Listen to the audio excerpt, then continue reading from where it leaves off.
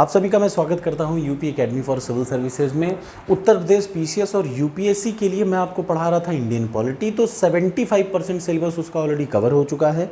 बचा जो 25% सिलेबस है, मैं हर एक टॉपिक को कवर कर रहा हूं। जैसे मैंने शुरुआत की संवैधानिक संस्थाओं के बारे में, सबसे पहले शॉर्टेस्ट ट्रिक बता दिया, उसके बाद वन बाय वन एक एक टॉपिक पे। क्यों? क्योंकि इन टॉपिक में से एक ज़रूर आएगा। ये मैंने उस वीडियो में आपको क्लियर किया कि कम से कम एक प्रश्न या अधिकतम 2 प्रश्न कॉन्स्टिट्यूशनल एजेंसीज के बारे में ज़रूर आता है। तो उसी सीक्वेंस में आज मैं आपको बताऊंगा टॉप 20 पॉइंट्स अबाउट यूपीएससी, संघ लोक सेवा आयोग, और एसपीएससी का मतलब स्टेट पब्लिक सर्विस कमीशन के बारे में। वो प्रश्न जो कि एग्जाम में फ्रीक्वेंटली आते हैं, ये याद रखिएगा। ऐसा नहीं कि मैं कुछ भी बता रहा हूँ, सिर्फ वो नोट्स, और ये एम लक्ष्मीकांत का ही एक पार्ट है। तो आपको बहुत भटकना नहीं है कि आप कुछ और करें, आप सिर्फ वीडियो देखिए और उसके बाद एक बार एम लक्ष्मीकांत पढ़ लीजिए, आपको सब रट जाएगा।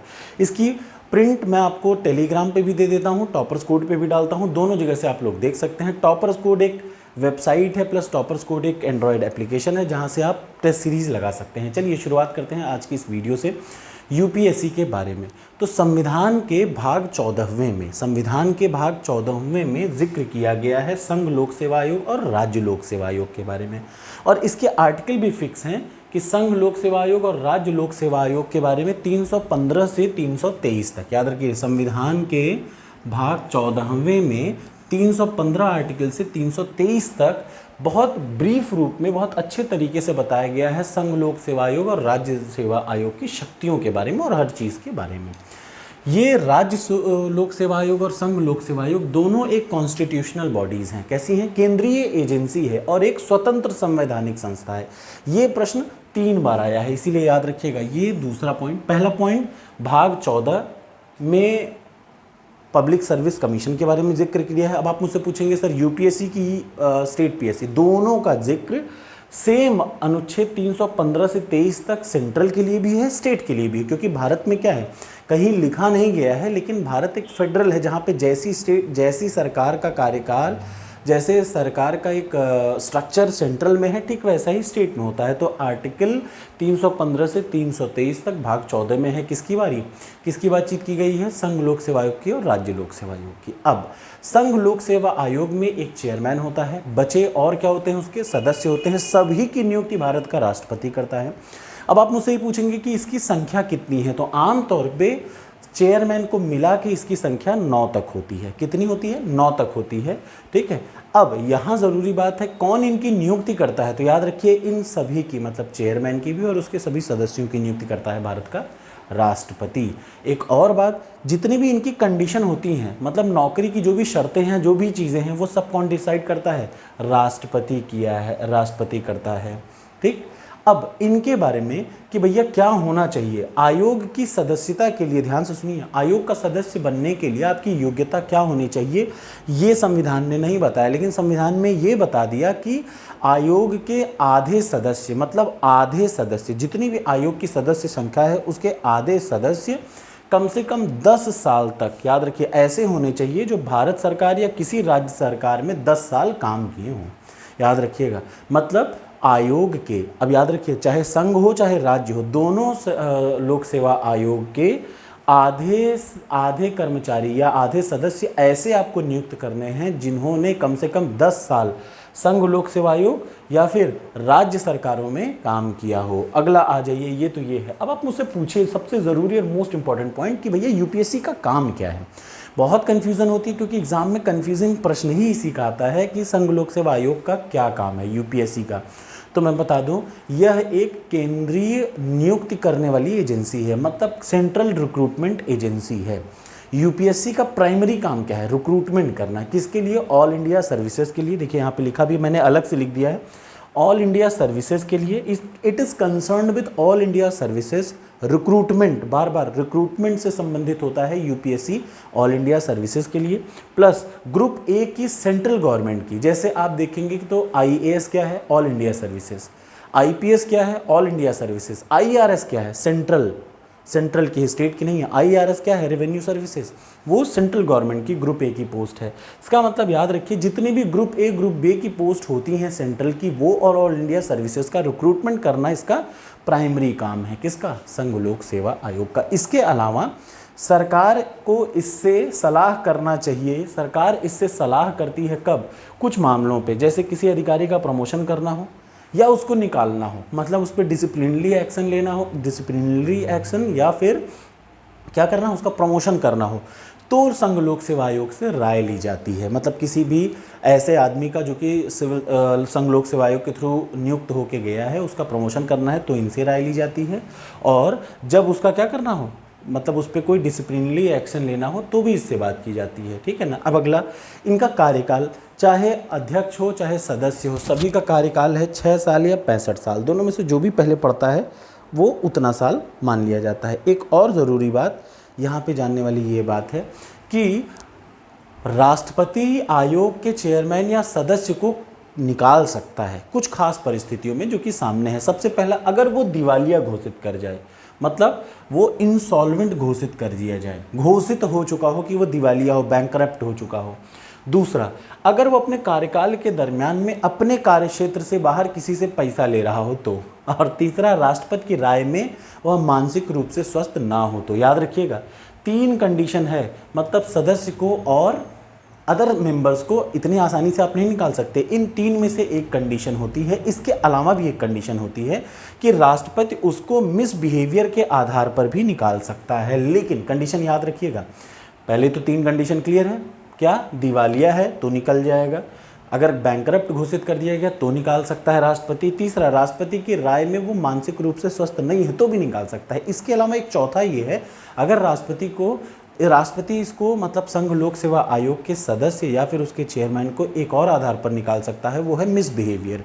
जब मैं बात मिसबिहेवियर कर कहता हूँ तो संविधान ने साफ साफ लिखा है, मिसबिहेवियर का मतलब आप अपने ऑफिस कार्यकाल के दरमियान में कहीं बाहर से पैसा ले रहे हो तो। मिसबिहेवियर का मतलब मिसकंडक्ट, ठीक। अब इसे याद रखिए, यहाँ पे ज़रूरी बात क्या है, यहाँ पे अगर मिसबिहेवियर के आधार पर प्रेसिडेंट किसी को निकालना चाहता है तो पहले उसको सुप्रीम कोर्ट में क्या करना पड़ेगा, सुप्रीम कोर्ट की एक जांच बिठा लेगा। सुप्रीम कोर्ट अगर अपनी जांच में, याद रखिएगा इतना आसान नहीं कि दुर्व्यवहार के आधार पर हटा दें कि यार वो मिसबिहेव किया है या उसने गलत कंडक्ट किया है, वो मामला जाएगा किस पास, राष्ट्रपति सुप्रीम कोर्ट को भेजेगा, सुप्रीम कोर्ट इस पर जाँच करेगा। जाँच में अगर वेरीफाई होता है तो ठीक है, नहीं होता है तो नहीं है। इस कंडीशन में याद रखिए, राष्ट्रपति को जो भी सलाह सुप्रीम कोर्ट देगा वो राष्ट्रपति को मानना होगा। ये एक मोस्ट इंपॉर्टेंट प्रश्न है। अगर राष्ट्रपति यूपीएससी के किसी सदस्य को निकालना चाहता है तो सुप्रीम कोर्ट से उसको सलाह लेना पड़ेगा जब वो मिसबिहेवियर के कंडीशन में निकालना चाहता है, और ये सलाह को मानना ही पड़ेगा, उसके लिए वो मजबूर होता है। ये एक बार यूपीपीसीएस में पूछ चुका है।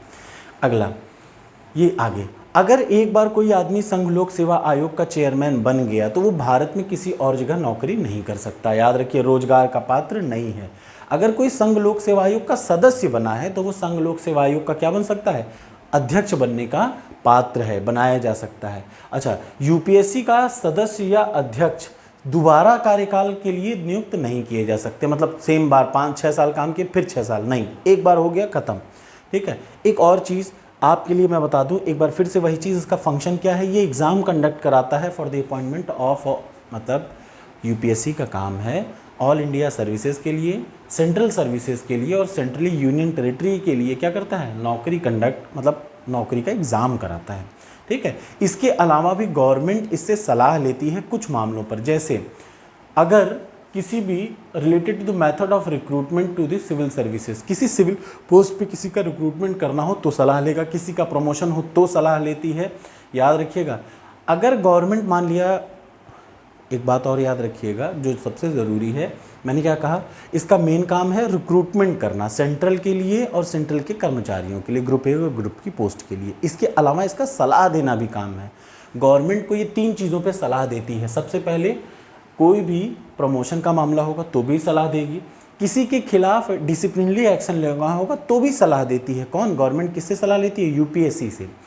अब इसमें एक मामला फंसा, मान लिया यूपीएससी ने कोई सलाह दिया तो गवर्नमेंट उस सलाह को मानने के लिए बाध्य नहीं है, ऐसा सुप्रीम कोर्ट ने कहा। याद रखिएगा, अगर सुप्रीम कोर्ट ने कहा कि अगर यूपीएससी से सेंट्रल गवर्नमेंट कोई सलाह ना मांगे, रिक्रूटमेंट तो कौन करेगा? UPSC, but central government UPSC से सलाह कुछ मामलों पे लेती है, जैसे प्रमोशन करने में लेती है, और क्या है, किसी का ट्रांसफ़र करना है तो लेगी, किसी का प्रमोशन करना है, ट्रांसफ़र करना है, डेपुटेशन पे रखना है, और क्या करना है, किसी के खिलाफ कोई एक्शन लेना है तो भी राय लेगी, लेकिन मान लिया वो इससे राय ना ही ले तो कुछ नहीं कर सकता कोई। तो क्या हो सकता है, कोई कुछ भी नहीं कर सकता। एक और ज़रूरी बात जो मैं आपको बता दूं, राष्ट्रपति यूपीएससी संघ लोक सेवा आयोग अपनी हर साल की रिपोर्ट राष्ट्रपति को प्रस्तुत करता है और राष्ट्रपति उसको किसके सामने रखता है, पार्लियामेंट के सामने, और ये बताता है कि कब क्यों किसी मामले पर सलाह नहीं ली संघ लोक सेवा आयोग से। जैसे कोई काम करना था उसको, उसने यूपीएससी से सलाह नहीं ली तो उसको बताना पड़ेगा पार्लियामेंट में कि हमने क्यों सलाह नहीं ली। एक और बात, लिमिटेशन भी है कि यूपीएससी से कुछ मामलों पर संघ लोक से मतलब सेंट्रल गवर्नमेंट सलाह लेती ही नहीं, कोई बात ही चीज़ नहीं करती। क्या किसी बैकवर्ड के लिए, याद रखिए, कभी रिजर्वेशन, कोई ऐसा अपॉइंटमेंट करना है जिसमें बैकवर्ड का रिजर्वेशन है तो कोई सलाह नहीं लेगी, नहीं ज़रूरत पड़ेगी। प्रेसिडेंट किसी भी पोस्ट को यूपीएससी से अलग कर सकता है, यूपीएससी कुछ नहीं कर पाएगा, ठीक है ना।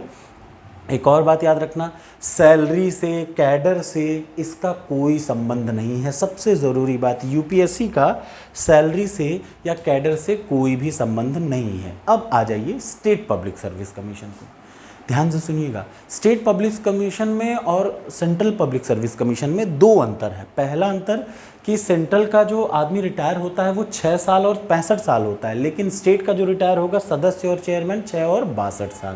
ये आपको क्रिस्टल क्लियर, कोई भी स्टेट का मामला होगा वहाँ 62 साल रिटायरमेंट की एज है, लेकिन सेंट्रल गवर्नमेंट की रिटायरमेंट एज 65 साल है। तो पहली बात ये अंतर है कि यूपीएससी का सदस्य और वहाँ के चेयरमैन 6 या 65 साल तक काम करेंगे, लेकिन यूपीपीएससी की बात करें तो यहाँ 6 और 62 साल काम करेंगे। प्लस सेम चीज़ जो उसमें अनुच्छेद है वही अनुच्छेद, वही सेम चीज़ यूपीपीएससी के लिए भी है, स्टेट पीएससी के लिए लगता है। लेकिन एक अंतर और है जो सबसे ज़रूरी है, याद रखिएगा। जैसे संघ के यूपीएससी के सदस्य और उसके चेयरमैन की नियुक्ति कौन करता है, राष्ट्रपति, उनको निकाल कौन सकता है, राष्ट्रपति। लेकिन स्टेट पीएससी में एक अंतर है कि यहाँ के चेयरमैन, जैसे उत्तर प्रदेश लोक सेवा आयोग है तो इसके चेयरमैन और इसके सदस्यों की नियुक्ति तो राज्यपाल करेगा, लेकिन इनको हटाएगा राष्ट्रपति, और उसी तरीके से हटा सकता है जैसे संघ लोक सेवा आयोग के अध्यक्ष या फिर उसके सदस्यों को हटाया जाता है। मतलब याद रखिएगा, यहाँ पे हटाने का अधिकार किसको है, राष्ट्रपति को। इसका मतलब यूपीपीएससी के भी अध्यक्ष और उसके आयोग से आप कोई छेड़खानी नहीं कर सकते, क्योंकि ये हाई कोर्ट के पास नहीं है। ये मामला कहाँ जाएगा, राष्ट्रपति के पास, और राष्ट्रपति किसको देगा, राष्ट्रपति जब भी कहेगा कि मिसकंडक्ट किया उसने तो सुप्रीम कोर्ट उसकी जांच करेगा। किसमें, स्टेट पीएससी में भी यही प्रश्न यूपीपीसीएस का पेट है जो कि आपको याद रखना चाहिए। याद रखिए कि संघ लोक सेवा आयोग और राज्य संघ लोक सेवा आयोग के सदस्य और अध्यक्ष की नियुक्ति राष्ट्रपति करता है, उनको निकालने की औकात भी किसको है, राष्ट्रपति को। लेकिन राज्य लोक सेवा आयोग में अपॉइंटमेंट तो राज्यपाल करता है, लेकिन उसको निकालने की जो शक्ति है वो राष्ट्रपति है, और राष्ट्रपति ऐसे नहीं हटा सकता। राष्ट्रपति वैसे ही हटाएगा जैसे मिसकंडक्ट कोई कर दिया तो सुप्रीम कोर्ट इसकी जांच करेगा, और सुप्रीम कोर्ट की बात मानने के लिए राष्ट्रपति बाध्य है। ये भी आपको याद रखना चाहिए इस कंडीशन में। तो थैंक यू सो मच। ये हुआ संघ लोक सेवा आयोग और राज्य लोक सेवा आयोग। अब ये हैं वो ज़रूरी आर्टिकल्स जो दोनों से संबंधित है। मतलब आर्टिकल 315 क्या कहता है, पब्लिक सर्विस कमीशन होगा संघ के लिए और राज्य के लिए। 316 क्या करता है, सभी मेंबर का अपॉइंटमेंट की बात करता है और उसके टर्म की बात करता है। 317 क्या करता है, उनको निकाले जाने की बात करेगा। और power to make regulation condition of services, condition of service की बात करेगा 318। 319 क्या करेगा, holding office commission in ceasing to such matter. उसके बाद 320 बहुत इंपॉर्टेंट है, फंक्शन। याद रखिए, एक तो 315 इंपॉर्टेंट है, 316 अपॉइंटमेंट का इंपॉर्टेंट है, 317 इंपॉर्टेंट है निकाले जाने का, 320 इंपॉर्टेंट है फंक्शन का, 321 है उसका पावर, 322 है एक्सपेंसेस, और 323 है reports of the public service commission. तो थैंक यू सो मच। अंतर भी मैंने आपको स्टेट पब्लिक सर्विस कमीशन और संघ लोक सेवा आयोग में बता ही दिया। कैसी लगी वीडियो ज़रूर बताइएगा। अब अगली वीडियो में मैं कोशिश करूंगा 2-3 संस्थाओं को एक साथ कवर करने की, ठीक है। तो क्योंकि वो छोटे छोटे हैं तो वो एक साथ कवर हो जाएंगे। अब इस इंडियन पॉलिटी में बहुत गिने चुने टॉपिक हैं, मैं जानबूझ के एक एक टॉपिक को कंप्लीट करा रहा हूं ताकि कभी भी कोई गुंजाइश गलती की ना रहे। और एक बार टॉपिक कंप्लीट हो गया तो मैं ये गारंटी दे रहा हूं कि मेरी इंडियन पॉलिटी की प्लेलिस्ट से, और जो मैंने 30 साल का पेपर का एक अलग से प्लेलिस्ट बनाई है, सिर्फ उस 2 लिस्ट से आपको यूपीपीसीएस का 15 प्रश्न मिलेगा, साफ साफ बिना किसी लोड के। Thank you so much.